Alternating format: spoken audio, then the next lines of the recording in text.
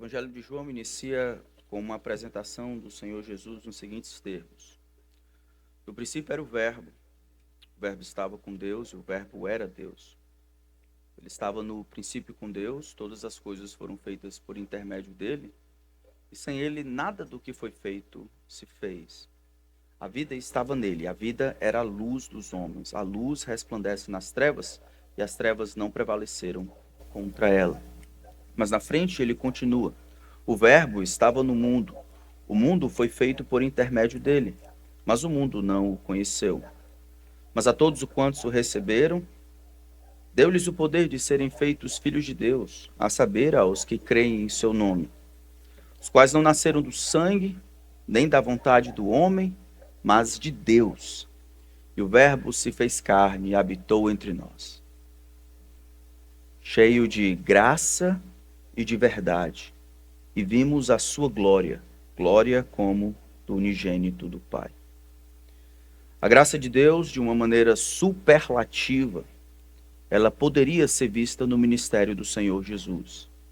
Em Cristo, nós, como o Evangelho de João diz, vemos graça sobre graça.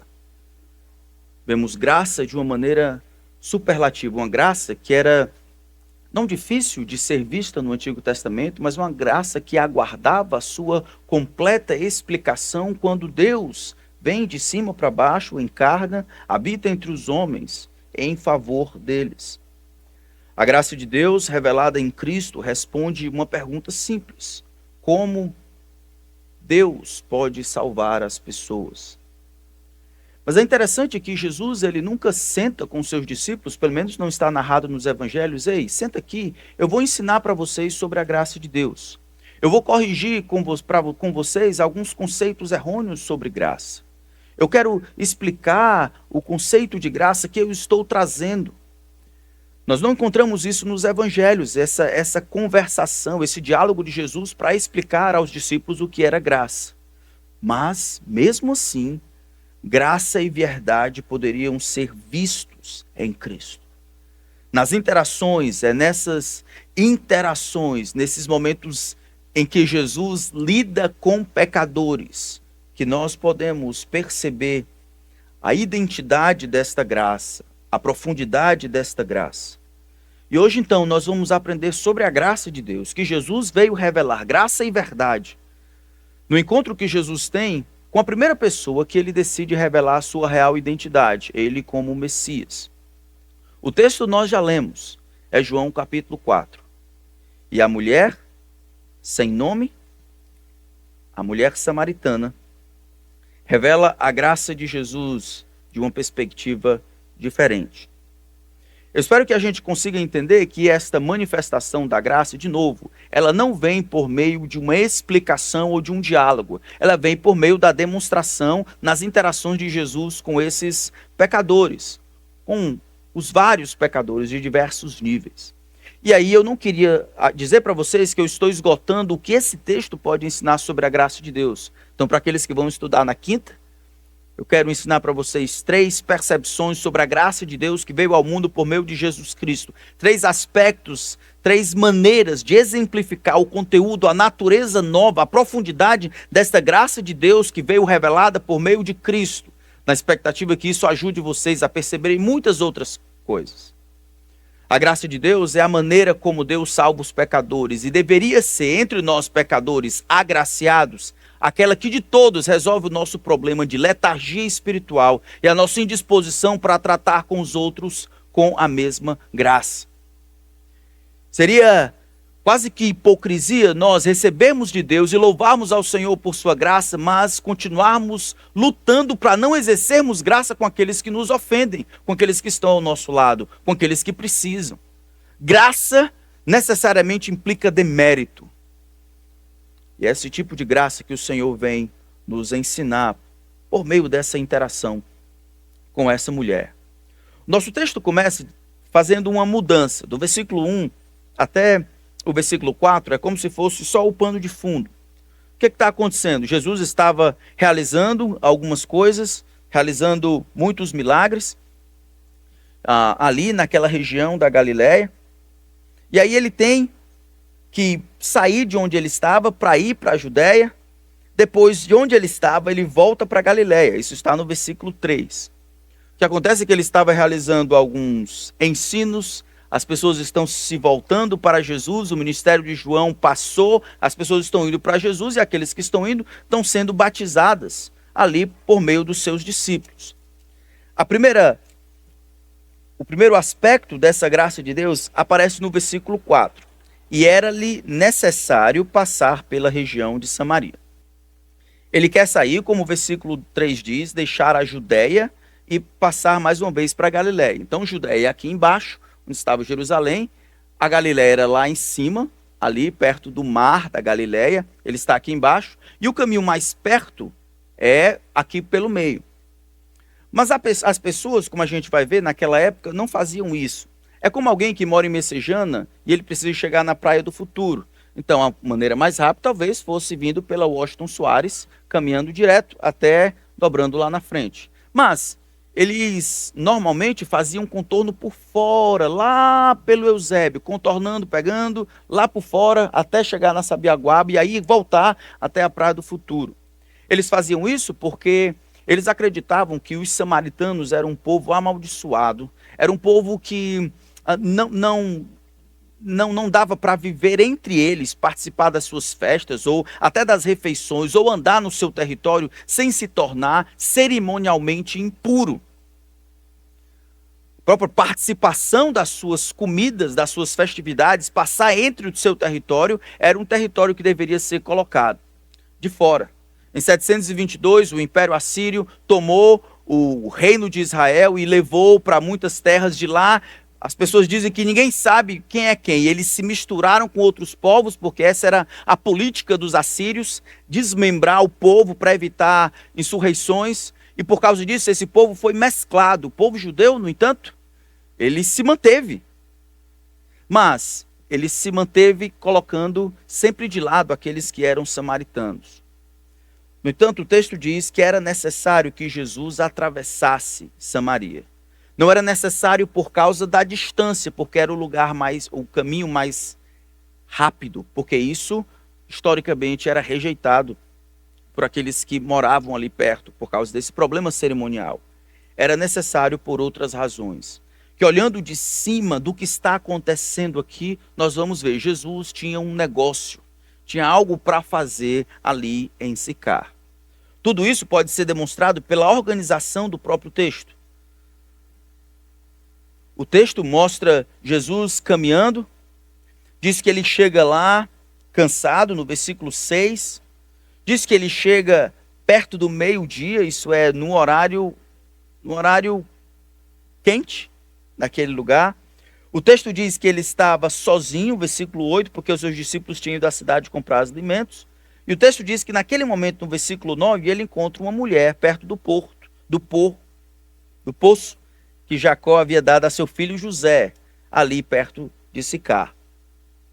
Nesse momento, nós percebemos o que a providência está conduzindo. A graça de Deus em Cristo é uma graça que se mostra de maneira planejada e de maneira insistente. É planejada porque Jesus ele decide deliberadamente, voluntariamente, eu posso imaginar, talvez à custa da dificuldade dos discípulos entenderem por que essa decisão de cruzar o território dos samaritanos.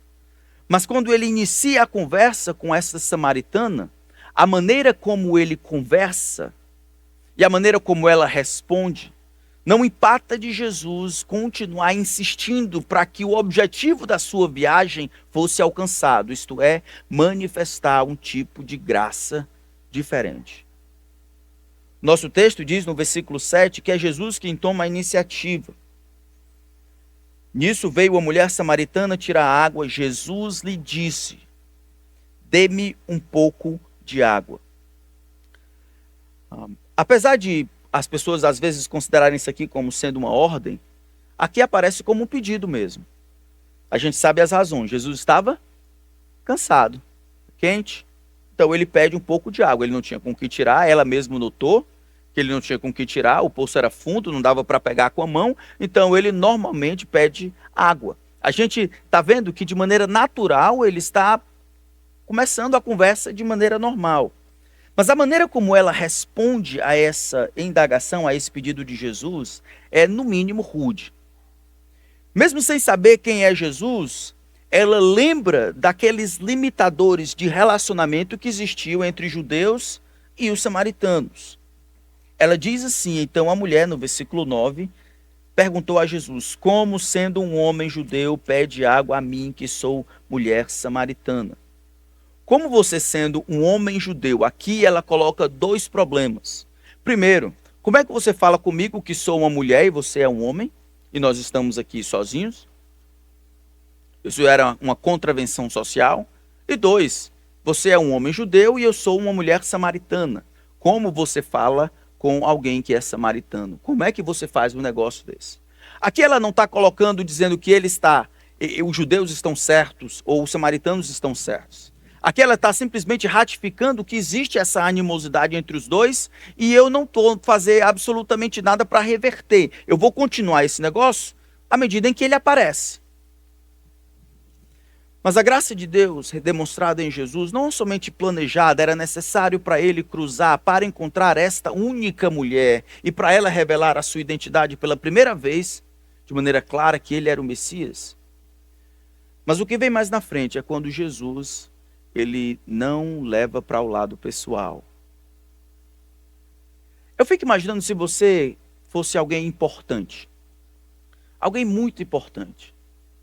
Alguém muitíssimo importante. E aí você chega em determinado lugar e tem alguém que não é tão importante. Na verdade, você sabe que essa pessoa, ela é pouco importante. Pouquíssimo importante. Minusculamente importante.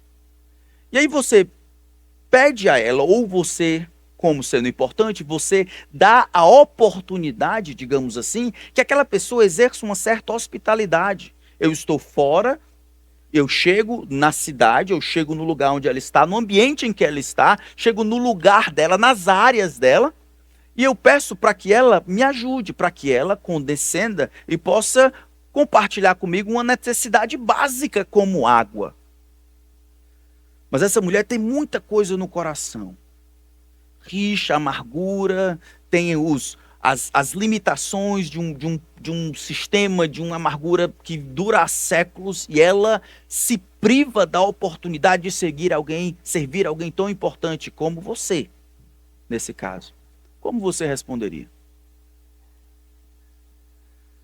A graça de Deus aqui aparece quando Jesus não toma para si, não se agarra no fato de ser divino. Ele simplesmente responde à mulher, direcionando a atenção dela para aquilo que é de fato importante. Acho isso fabuloso. Ele diz: se você soubesse quem é que está na sua frente, se você soubesse qual é a sua necessidade, se você reconhecesse o dom de Deus, se você percebesse esse dom gracioso de Deus, se soubesse o que você de fato precisa, é aquilo que eu tenho a oferecer, você lhe pediria água viva e ele lhe daria prontamente. Jesus, ele insiste. Quando é rejeitado, quando é julgado como um homem judeu comum, um homem que deveria ficar dentro do bojo ali, da sociedade ali, daquelas restrições, ele atravessa, ele ainda insiste. Não existe nenhuma exortação aqui de Jesus, mas um aprofundamento. Jesus está virando a mesa. Jesus deu a ela a chance de ajudar, de servi-lo, trazendo água. Mas sendo que ela rejeita a possibilidade de promover essa hospitalidade, Jesus toma para si a responsabilidade, ele vira a mesa e se coloca como aquele que pode ser o hospitaleiro, aquele que pode servir, porque toda a terra e todas as pessoas carecem dele. Jesus muda a atenção dela: você não fez, agora é minha vez de servir você. Sua graça é ilimitada. Sua graça não somente é planejada, sua graça é insistente, não diminuindo à medida que a rejeição acontece, mas aprofundando e ampliando e extravasando à medida que é negada, à medida em que é rejeitada. A mulher perdeu a oportunidade Mas Jesus não. Versículo 10 é fabuloso. Olhem lá. Ele diz assim: Jesus respondeu: se você conhecesse o dom de Deus, e quem é que está pedindo água para beber, você pediria, e ele concederia, ou ele lhe daria graciosamente a água viva. A existência de Jesus, irmãos, precisa ser recomendada. E aqui de pronto, uma aplicação que nós encontramos aqui é que nós não somos insistentes com as pessoas que queremos alcançar. A nossa graça ela é bem limitada. Quando alguém não lhe dá bom dia, qual é a sua primeira reação? Quando alguém rejeita lhe fazer um favor, qual é a sua próxima reação? Quando alguém lhe trata mal, qual é o seu plano? Quando alguém lhe trata com maldade, qual é o seu plano? O nosso Senhor Jesus, no entanto, age completamente diferente. Ele não trata na mesma moeda. É exatamente essa a natureza da graça. Graça não é algo que se conquista, é algo que se recebe gratuitamente. Graça não é algo que se compra, algo que é conquistado. A graça de Deus vem livremente de lá para cá, quando nós somos pecadores. Mas nós não gostamos disso. No primeiro sinal de rejeição, no primeiro sinal de pecado ou de ofensa do outro contra mim, eu que não sou o rei do universo, mas me acho muito importante, eu penso ou programo em pagar na mesma moeda. E essa é uma das razões porque nós não insistimos com as pessoas. Nós não insistimos com as pessoas, nós não amamos as pessoas e quebramos os nossos relacionamentos pelo simples fato de que nós não lidamos com os outros pecadores como nós, com graça. Nós levantamos a bandeira do mérito a todo custo, nos esforçamos de toda forma para não precisarmos utilizarmos da graça que nós recebemos. Somos muito bons para receber de bom grado, terríveis em doar. É a graça que produz a insistência, é a graça que faz andar a segunda milha, é a graça de Deus que me empurra, é a graça de Deus que me faz não desistir. Eu acredito que a graça de Deus pode ajudar de fato algumas pessoas a entenderem Deus. Eu lembro quando estávamos servindo na plantação da igreja lá no Edson Queiroz, eu tive a oportunidade de ensinar uma senhora, uma jovem senhora, por quase 2 anos, acho que 1 ano e 6 meses. E aí eu não sabia, eu ia lá toda terça-feira ensinar o Evangelho de João. Ensinar o Evangelho de João. Ia lá e ensinava o Evangelho de João. E ela me disse depois que ela finalmente se converteu, de que ela ficava escondida algumas vezes. Algumas vezes ela me dava um balão. Mãe, diz lá que eu não vou não. Diz lá que eu não quero. Diz lá que eu não posso. Diz lá que eu saí. Mas eu não sabia. Eu era um menino de 19, 20 anos. Eu não sabia muito bem disso. Mas Deus tinha me dado aquela oportunidade e eu insisti. Durante o testemunho dela, quando ela estava falando do que Cristo tinha feito na vida dela, ela disse que uma das coisas que mais impactou ela foi o fato de, no meio de muita enrolada, que ela já reconhecia, não haver tido desistência. Não haver tido aquela desistência normal de nós simplesmente irmos embora. Jesus não demonstra isso. E eu não estou dizendo isso para ser herói das minhas histórias, não. É porque me veio na cabeça agora e eu quero compartilhar com vocês. De que a insistência graciosa, a insistência que não demanda mérito, é uma das maneiras mais claras de demonstrar essa disposição unilateral da parte de Deus de fazer o bem a quem não quer, de fato, receber aquele bem. Se você conhecesse o dom de Deus, se você soubesse, ele diz, se tivesse a mínima ciência de quem está diante de você e o que ele pode fazer, Jesus diz, você pediria e ele lhe daria água viva. A resposta no versículo 11 indica que ela não fez a menor ideia do que Jesus estava dizendo. Ela havia saído para pegar água e é isso que ela quer. Mas aqui ilustra também, irmãos, que os homens não sabem de fato o que eles precisam. Aqui ilustra claramente a necessidade real de todos os homens, mas a indisposição que os homens têm de correrem para Jesus. Ali está a mulher, diante do Rei do Universo, do Senhor Jesus, preocupada com água. Está ali o Senhor Jesus explicando que se ela tivesse alguma ciência, se ela menos tivesse a ideia de quem está diante dela e da maior necessidade que ela tem, que não é dessa água que todo que beber tornará a ter sede, mas a água da alma, a necessidade da alma de ser limpa, de ser restaurada, de ser saciada. Porque todos aqueles que beberem em outras fontes que não em Deus, não importa se trabalho, se dinheiro, se sexo, não importa se família, não importa se emprego, não importa se fama, todas essas outras coisas, elas são cisternas rotas que não dão água, é se alimentar de lama. Jesus está dizendo, se você soubesse, mas essa aqui é a realidade dos homens.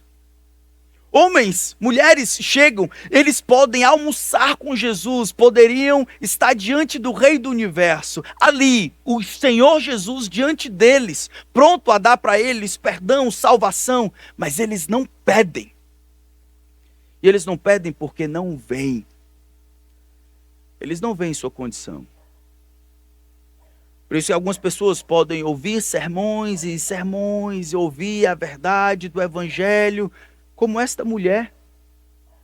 Se o Senhor não abrir o entendimento, não lançar luz, como a palavra de Deus diz em 2 Coríntios 4:6, se das trevas não resplandecer a luz, se ele não resplandecer em nosso coração para a iluminação do conhecimento da glória de Deus na face de Cristo, nós nunca iremos crer. Nunca iríamos crer. Até isso acontecer, Jesus poderia estar diante deles e eles não veriam o dom do Senhor. Eles só pensam em suas necessidades. Não? Eles só pensam em o que comer, como é que vão ficar mais ricos, como é que vão pagar aquela conta, como é que vão pagar aquela outra. E todas essas coisas têm a sua validade. Mas não é exatamente o que Jesus está dizendo aqui. Água. Se você soubesse quem está aqui, você pediria a água da vida, que poderia satisfazer o seu coração, e ele lhe daria gratuitamente. Não, ela diz, não, como é que eu queria até essa água para não voltar mais aqui. Esse é o tipo de teologia que nós encontramos em tantas igrejas. Tome isso, para você ficar rico, para você ficar bom disso ou daquilo, sem necessariamente satisfazer as dificuldades ou os problemas da alma. O que significa essa água viva que Jesus está oferecendo para ela? Essa água viva pode ser entendido como uma imagem bem grande. Ezequiel capítulo 47, por exemplo, versículo 9, fala de uma promessa de água para limpeza, assim como Zacarias capítulo 14, verso 8. Mas Isaías 49, versículo 10, falando sobre o ministério do Messias, o texto diz assim, não terão fome nem sede, o calor forte e o sol não afligirão, porque o que se compadece deles os guiará e os conduzirá aos mananciais de água. Ao falar de água viva, então, Jesus está falando de uma provisão divina ligada ao Espírito que dá vida. Em outras palavras, ele está falando do Evangelho, aquilo que poderia resolver o problema dela com Deus e satisfazer os maiores anseios do seu coração. E isso poderia ser dado pagando? Nada. Gratuitamente. Mas essa graça que planeja, essa graça que insiste, não é somente partilhada pelo próprio Senhor. Mas na frente, no versículo 23, vocês vão ver que o próprio Jesus fala que o Pai está à procura de um tipo de pessoa. Quando ela pergunta a partir do versículo 21, versículo 19, melhor dizendo, onde se deve adorar, se em Jerusalém ou se no Monte Gerizim, né, onde eles adoravam. Jesus muda, versículo 23, mas vem a hora, ele diz, e já chegou, em que os verdadeiros adoradores adorarão o Pai em espírito e em verdade, porque são estes que o Pai procura para seus adoradores. Deus é espírito e é necessário que os seus adoradores o adorem em espírito e em verdade. Jesus então junta as duas coisas, essa graça que planeja, essa graça que insiste, essa graça de tomar a iniciativa, essa graça de procurar até encontrar, essa graça de insistir, de buscar, de salvar, de restaurar, que se envolve e resolve. Esta graça é partilhada não somente por Jesus, ela é revelada de maneira clara em Jesus, mas quando Jesus fala sobre o Pai e a sua busca, ele diz que o Pai está procurando um tipo de gente. O Pai está procurando gente que o adore em espírito e em verdade. Adorar a Deus em espírito e em verdade não é adorar numa atitude correta. O espírito aqui deveria ser entendido com um E maiúsculo. No Evangelho de João, adorar a Deus em espírito é adorar a Deus no poder do Espírito. Adorar a Deus com a adoração que o Espírito autoriza, que o Espírito marca, que o Espírito promete. Adorar no poder, na capacidade do Espírito, que é exatamente essa água da vida.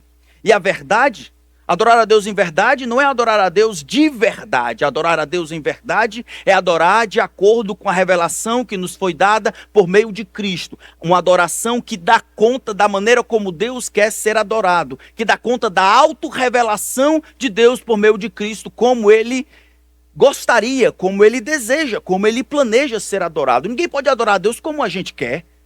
Adoramos a Deus como Ele aparece. Adorar a Deus então em espírito e em verdade, essa busca que Deus faz intencional é por pessoas que, capacitados por Deus, recebendo água viva, possam pelo poder do Espírito ser alavancadas a um estado de adorar a Deus. E deem conta do que Deus nos deu, das informações que nos foram dadas por meio de Cristo, para substanciar aquela adoração. É esse o tipo de adoração que Deus quer. Essa adoração, então, não é em um lugar. Não é aqui, na praça ou lá dentro. Não é numa igreja, ou católica, ou evangélica. Não, essa adoração verdadeira, ela acontece mais no como, na capacidade do Espírito, conforme a verdade revelada pelo próprio Cristo. O Pai procura esses para adorar. Mas existe mais planejamento. Um pouco mais na frente, quando os discípulos voltam, vocês lembram aí? Versículo 27. Naquele momento, Jesus acabou de falar com a mulher, chegaram os discípulos de Jesus e admiraram que estivesse falando com a mulher. Mas nenhum deles perguntou: o que você está querendo? Por que o Senhor estava falando com ele? Eu já experimentei isso aqui algumas vezes. Quando a mulher deixou o seu cântaro, foi à cidade e disse ao povo: venham comigo. Mais na frente, no versículo 31, enquanto isso, os discípulos pediam a Jesus, dizendo: mestre, coma. Mas ele lhe disse: tenho para comer uma comida que vocês não conhecem. Versículo 34, a minha comida consiste em fazer a vontade daquele que me enviou e realizar a sua obra. Estão vendo aí a necessidade ainda? É uma necessidade não somente que cria o planejamento estratégico para buscar o perdido, no versículo 4. É uma graça que insiste quando é rejeitado no primeiro momento. Ela não dá para trás, ela não toma para o lado pessoal, mas ela ainda insiste. Mas a graça que é revelada por Cristo, partilhada por Deus Pai, é uma graça que cria o melhor das pessoas, que entende o melhor para as pessoas como uma necessidade. Mestre, come.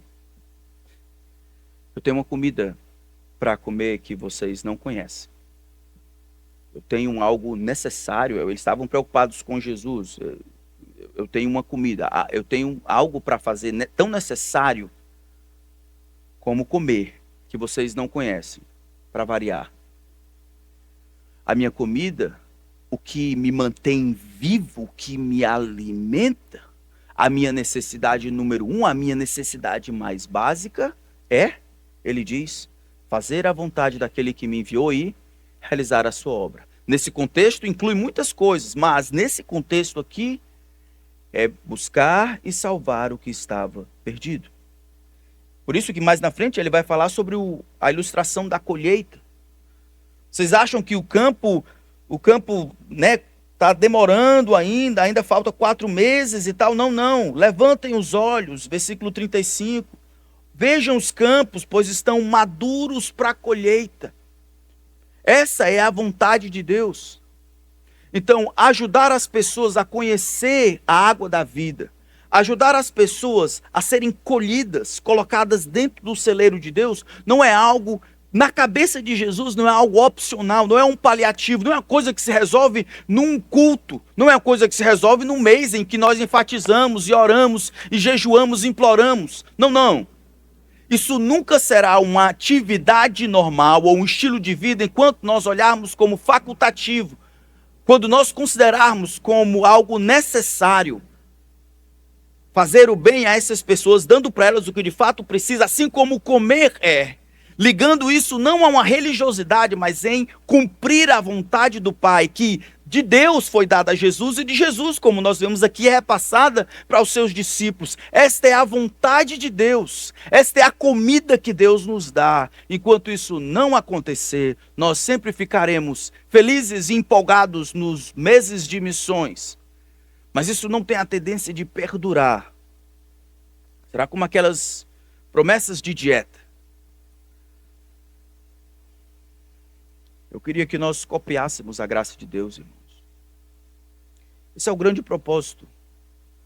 Meu grande propósito por trás disso é que nós aprendamos e entendamos a copiar a graça de Deus. O texto diz de maneira clara que a graça e a verdade vieram por meio de Cristo. Não a graça que foi falada simplesmente, porque Jesus mal usa a palavra graça. É João que usa a respeito dele. Mas uma graça que era fácil de ser percebida. Ali, graça ali. Ali, graça ali. Na interação com Mateus, na interação com Tiago e João, ali na interação com Paulo, na interação ali com a mulher samaritana, eu vejo graça, vejo tanto que eu consigo escrever sobre, na maneira como fala, na sua insistência, no que pergunta, no que faz, eu consigo perceber um sinal claro do favor imerecido de Jesus para com aquela pessoa. Eu consigo ver tanto que eu consigo dar nome, não como opinião, mas como um sinal claro, uma revelação do grande Deus, de uma maneira superlativa, do seu favor imerecido por pecadores. Eu queria que Deus e os homens olhassem para nós, para mim e para você, e vissem graça. Que vissem a graça de Deus. Que pudessem construir uma pequena teologia sobre o que significa amar pecadores. O que significa tratar com bondade, não com base em mérito, aqueles que me ofendem. O que significa desejar de maneira unilateral, amar as pessoas e dar para elas o que elas de fato precisam. O que significa ser rejeitado e insistir. O que significa amar quando é sacrificialmente. Que as pessoas tivessem ilustrações do que isso significa observando a nossa vida. Como eu trato minha esposa quando ela me ofende, ou os meus filhos, ou os meus irmãos, o vizinho, ou o cara que bate em mim no carro, ou as injustiças de tudo, como nós manifestamos a graça de Deus e os efeitos da graça de Deus na nossa vida. Se graça e verdade puderam ser vistas na vida de Cristo, não pelo que ele falou, mas pelo como falou, com quem falou e até quando falou, o seu tratamento com os outros. Eu queria que isso fosse verdade para nós. Porque se for assim, nós vamos olhar para os muitos pecadores que estão ao nosso redor. E eu e você, a gente não vai te olhar, eu sou melhor do que ele. E nós vamos tratar com os pecadores, nada mais do que copiando como o Senhor nos tratou. Esse é o primeiro aspecto da graça de Deus. A graça que se mostra de maneira planejada e insistente. Vocês já podem ver que eu não vou conseguir terminar de novo. Versículo 15 até o versículo 18, vou apenas citar por cima, na interação de Jesus, agora na interação de Jesus com esta mulher, nós vemos um outro aspecto da graça de Deus. Ela não somente em Cristo, ela não somente insiste e é planejada, mas depois dessa interação, da promessa de Jesus de vida eterna, a mulher diz assim no versículo 15, Senhor, quero que dê essa água para que eu não mais tenha sede, claro, e nem precise vir aqui buscá-la.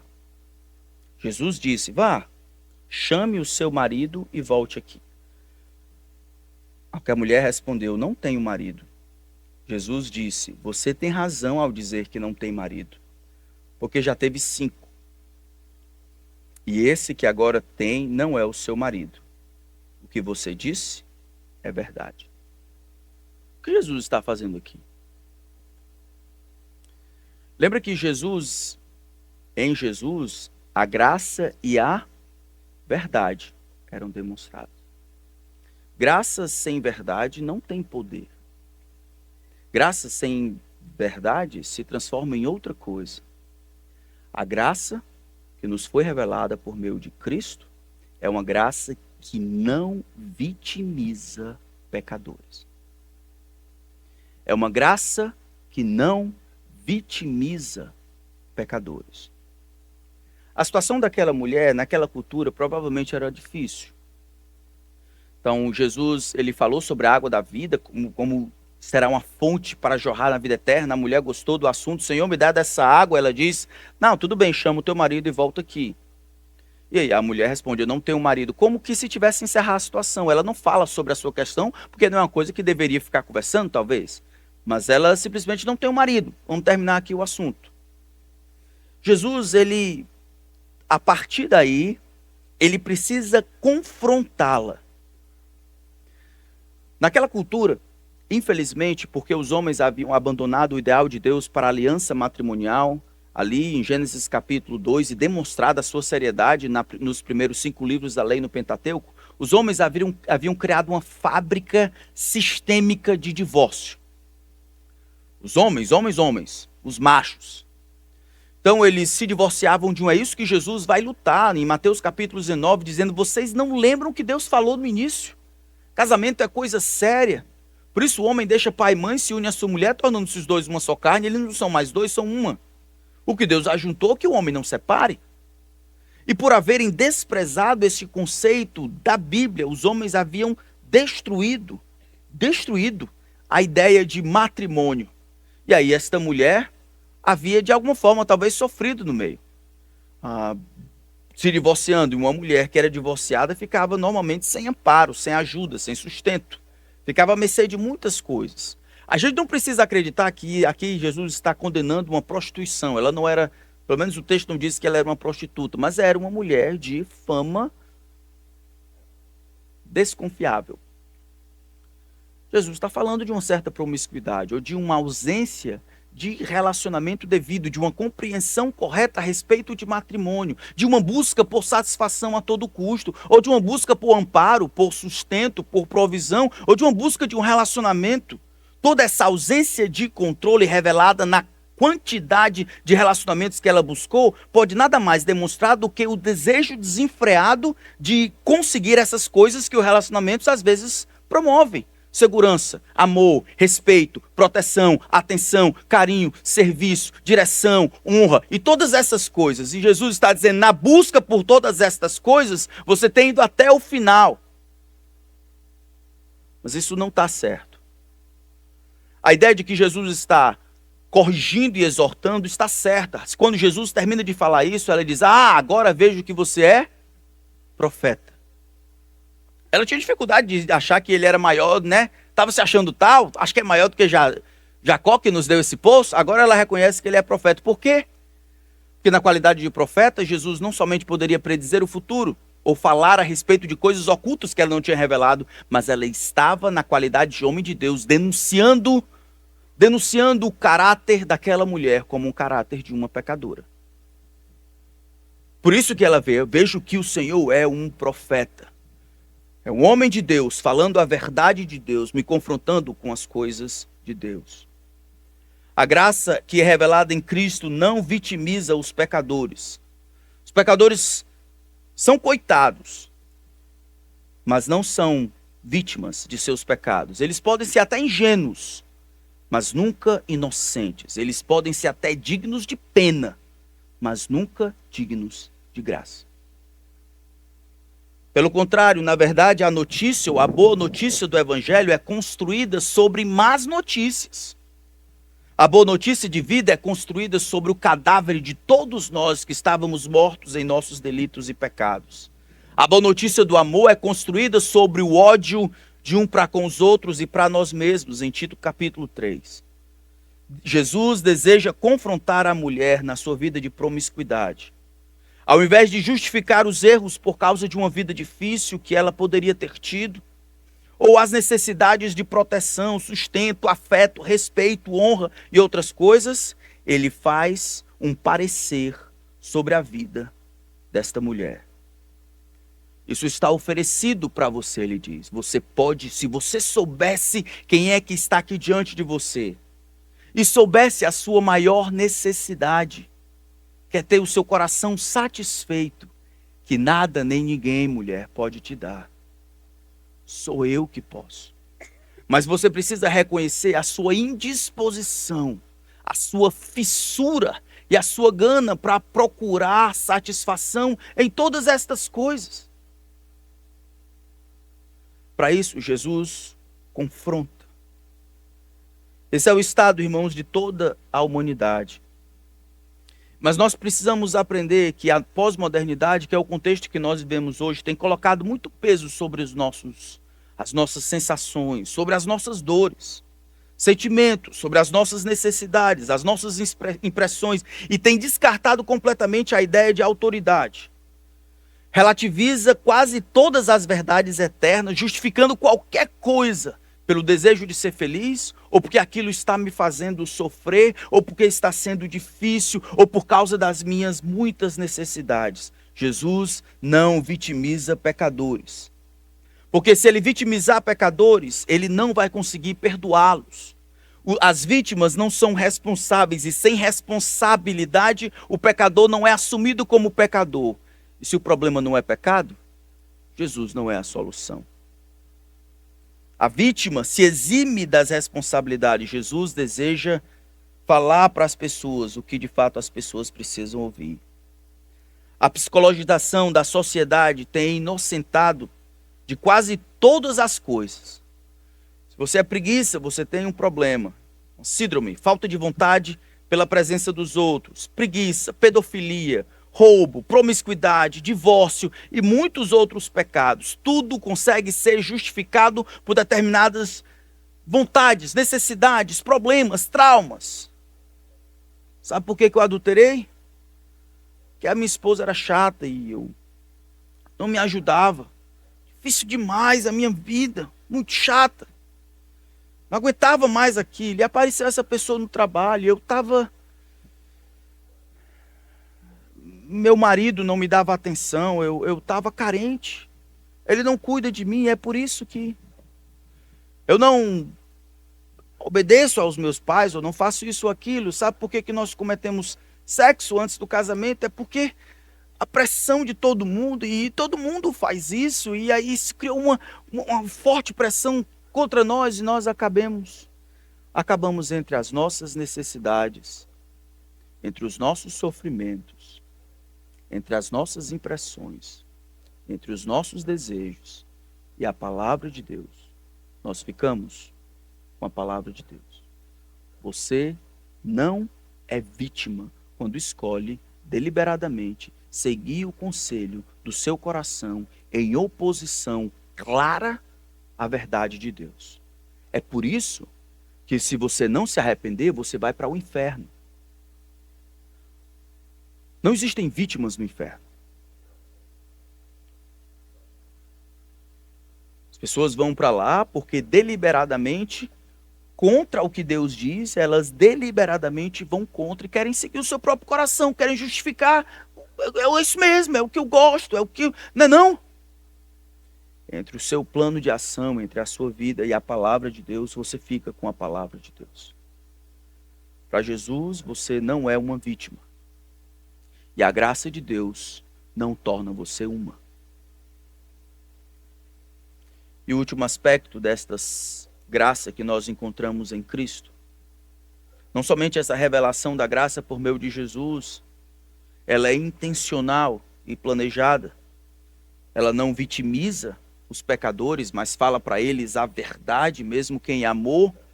Verdade como que dizendo, eu tenho que te dizer isso, do contrário não haverá condições de você tratar isso como de fato é.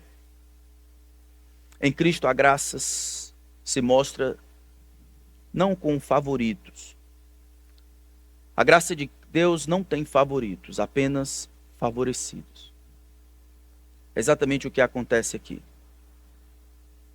A graça de Deus não tem nenhum favorito, mas de fato ela tem favorecidos. A graça de Deus é descrita dessa maneira quando o anjo fala para Maria que ela seria a mãe do Filho de Deus. Bem-aventurado é você, Maria, agraciada ou favorecida. Mas olha o versículo 25 desse texto, enquanto Jesus continua a conversa com ela, até chegar à sua culminância. A mulher respondeu no versículo 25, depois de resolver a questão da adoração, a mulher responde: eu sei que virá o Messias, o Cristo, virá o prometido, aquele que foi prometido desde Gênesis capítulo 3, o descendente da mulher, que iria resolver o problema maior que nós temos, que não é de sociedade, não é de educação, não é de liseira, não é de doença. O maior problema que o homem tem é um problema de relacionamento com Deus, causado pelo pecado. É para isso que Jesus veio. Todas essas questões, outras serão resolvidas no futuro, durante o tempo do milênio e depois no estado eterno no céu. Mas essas coisas, elas são correlatas, desdobramentos do evento que Deus realizou por meio de Cristo. Eu sei que virá o Cristo. Eu sei que virá o Messias, o prometido, o consagrado, o separado, aquele que deveria vir. Quando ele vier, ele vai nos anunciar todas as coisas. Ele vai nos explicar todas essas verdades. E aí é a primeira vez que Jesus, claramente, sem rodeios, admite para alguém a sua identidade. Foram os apóstolos que ele falou de maneira clara. Os apóstolos perceberam isso e ele acaba não negando. Foi esta mulher anônima que Jesus declara para ela: não, eu sou o Messias. Eu sou aquele que havia sido profetizado. Eu que estou falando com você. Euzinho da Silva. Agora você pode ter aquilo que você tem buscado o tempo todo, a vida inteira. Eu sou o Messias e você não precisa mais ficar procurando nesses relacionamentos aquilo que somente eu posso lhe dar. Você foi criada para mim. E eu não estou distante disso, eu tenho visto. Quando Jesus fala e denuncia esses 5 relacionamentos, é como se Jesus dissesse: olha, eu sei o que está acontecendo em tua vida. Eu perpasso com o meu olhar onisciente a sua vida inteira. E é por isso que ele fala sobre satisfação, sobre a água que sacia a alma, porque era a grande dificuldade dela. Mas o Messias chegou. E o Messias está ali diante dela. E ela se mostra a primeira favorecida com a graça de Deus. A graça, irmãos, ela não procura méritos anteriores. Na verdade, a graça observa os deméritos, porque tudo que Jesus falou para ela, nesse sentido, quando falou dela, falou dos seus deméritos. Tudo que Jesus tem a dizer sobre ela, nesse momento aqui, são os seus deméritos. Ela pensa diferente sobre a adoração, ela exclui a conversa com o Messias no primeiro momento, ela não é hospitaleira, é alguém rude, é alguém que continua ratificando essa diferença entre judeus e samaritanos. É alguém que fala mal de Jesus, achando que Jesus ele é menor do que Jacó. Mesmo assim, é para essa mulher que Jesus demonstra o seu favor merecido.